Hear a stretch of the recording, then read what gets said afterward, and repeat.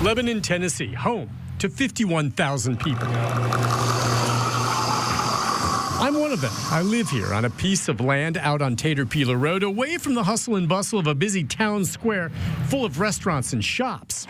Of course, you can find me on Facebook. That's where I really listen to your voice and check in with you about what's on your mind and what stories we should be covering. One of the most frequent that we're seeing around Middle Tennessee centers around growth and development. I mean, to Lebanon from Mount Juliet, what do you notice different? Anything? Not as crowded.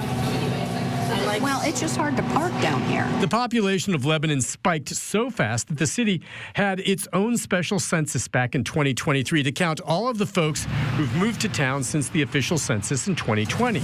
And with all that growth, it means more people are on the roads, whether that's in a car or on a bicycle. How do you feel riding a bike around Lebanon? I mean, is this still, you think it's good enough to ride a bike, safe enough? Lebanon's pretty good, yeah. Mount Juliet's getting better than Lebanon, actually. The traffic, you have to leave 15 minutes early just to get to the gym because school time or around work hours. I took your concerns to TDOT and found that the traffic volume on I-40, which runs through the heart of Lebanon, increased by about 3% between 2022 and 2024. That may not sound like much, but it's quite a few drivers. It also means more industries and businesses are coming here. Earlier this year, developers broke ground on a new industrial park in Lebanon called The Cubes at Sparta Pike, which will house several manufacturing facilities. We spoke with Brooke Seabright, one of the owners of the Lebanon Coffee House, just off of the historic square in downtown.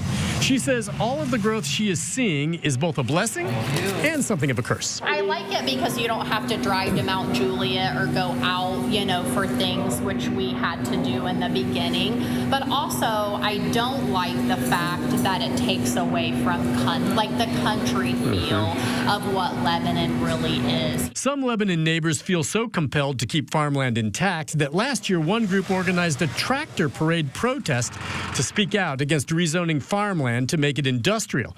That measure ultimately failed. Development is something Seabright is concerned about as Lebanon transforms before her eyes. And so it's like, that's the sad part about growth is losing some of those beautiful, properties and acreage, like people selling off for like these big industrial things. And that's kind of because it really does change the feel, of what Lebanon is. But despite the growing pains, she knows one thing is for certain. People are coming to Lebanon because it's a great place to live. It really is. Nick Barris, News Channel 5.